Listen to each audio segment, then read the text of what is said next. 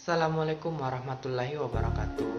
Saya Ahmad Ali Akbar, guru SD Negeri 9 Mambue, wali kelas 4A. Di tengah COVID-19 ini, guru harus melakukan inovasi-inovasi pembelajaran, di mana pembelajaran harus tersampaikan kepada anak didik walau tidak datang ke sekolah, di mana dapat menggunakan daring, luring, maupun kombinasi. Di mana daring, pembelajaran dalam jaringan, yaitu dapat menggunakan video conference, LMX, ataupun aplikasi-aplikasi yang lainnya.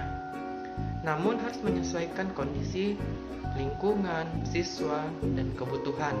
Kemudian luring, di mana guru dapat membuat e-book, LKS, ataupun orang tua datang ke sekolah untuk mengambil paket, kemudian dikerjakan oleh siswa. Kemudian, guru dapat membuat pembelajaran yaitu kombinasi. Nah, begitupun dengan guru-guru yang ada di SDN 79 Mambue. Kami memilih pembelajaran daring, luring, ataupun kombinasi. Nah, inovasi yang saya lakukan di tengah COVID-19 ini yaitu memilih pembelajaran secara kombinasi, menggabungkan pembelajaran daring dengan luring, yaitu menggunakan metode pembelajaran dengan memanfaatkan aplikasi YouTube dan menggabungkan dengan grup WA. Nah, biasanya video pembelajaran saya itu berisikan materi-materi pembelajaran sesuai KD, tema, maupun subtema yang sedang ingin saya sampaikan. Nah, kemudian ada umpan balik, respon balik, tanya jawab kalau misalkan tidak dipahami. Tetapi video yang saya gunakan yaitu menggunakan bahasa sesederhana mungkin sehingga anak-anak dapat mudah mengerti apa yang ingin saya sampaikan atau pembelajaran yang ingin kita capai. Kemudian di akhir video ada latihan atau tugas adik-adik yang harus dikerjakan. Setelah mengerjakan, adik-adik biasanya mengirimkan secara langsung kepada saya. Nah, begini bentuk video yang selalu saya buat, kemudian mengupload ke YouTube saya dan membagikan ke grup kelas saya. Assalamualaikum warahmatullahi wabarakatuh. Kali ini kita akan mempelajari tema 1, indahnya kebersamaan.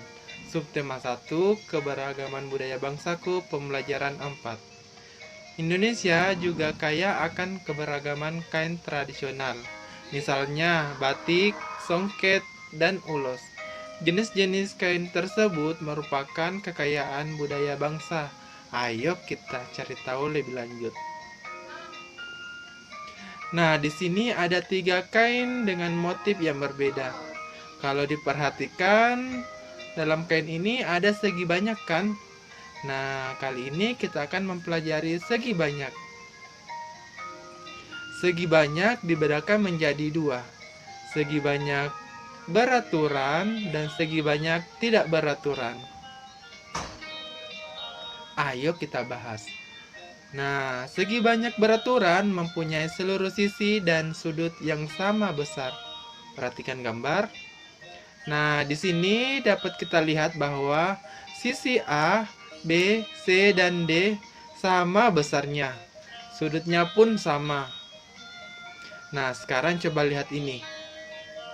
Antara sisi A, B, C sama kan? Nah, itulah yang dimaksud dengan segi banyak beraturan. Nah, sedangkan yang dimaksud segi banyak tidak beraturan yaitu mempunyai panjang sisi dan besar sudut yang tidak sama. Perhatikan gambar. Nah, dapat kita lihat bahwa sisi A, B, C, dan D tidak sama besar. Nah, itulah yang dimaksud dengan segi banyak tidak beraturan. Oke, di sini saya akan kasih contoh lagi. Nah, perhatikan gambar. Di sini dapat kita lihat juga bahwa sisi A, B, C tidak sama besarnya. Nah, sudutnya pun tidak sama. Nah, tugasnya adik-adik silakan ditulis di buku tematiknya. Di sini ada beberapa bangun datar. Nah, silakan adik-adik cari yang mana yang termasuk segi banyak beraturan. Nah, setelah membuat video pembelajarannya, biasanya saya langsung menguploadnya ke akun YouTube saya. Nah, ini dia video-video pembelajaran yang pernah saya buat selama PJJ.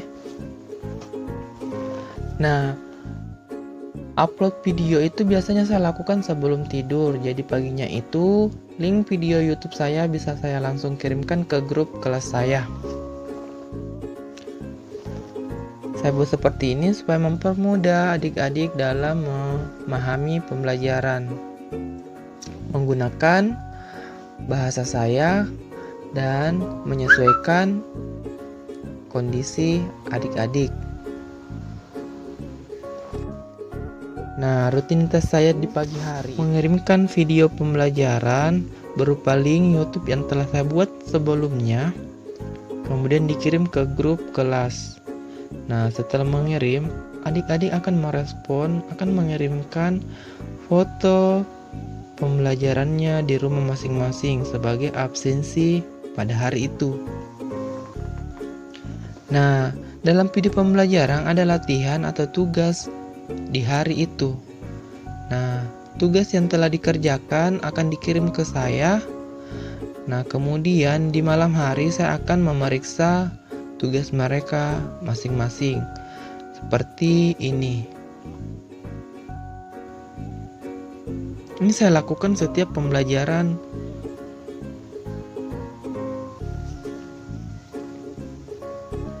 Nah, ini dia.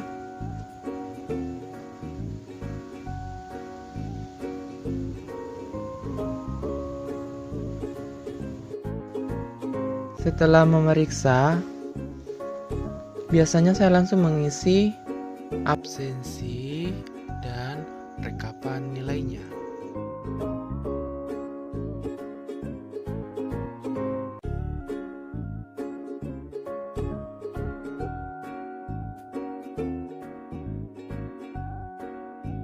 Tidak dapat dipungkiri, dalam pembelajaran daring akan ada kendala-kendala yang dijumpai oleh adik-adik di rumah. Biasanya tidak ada HP, tidak ada kuota, bahkan tidak ada yang membimbing. Nah, semua itu saya atasi dengan cara luring, membuat kelompok yang memiliki kendala-kendala dalam pembelajaran, kemudian datang ke rumah saya dan saya bimbing langsung dengan memperhatikan protokol-protokol kesehatan dengan menggunakan masker, kemudian menjaga jarak, mencuci tangan sebelum masuk ke rumah saya. Itu semua saya lakukan. Nah, begini kondisi saya saat luring di rumah.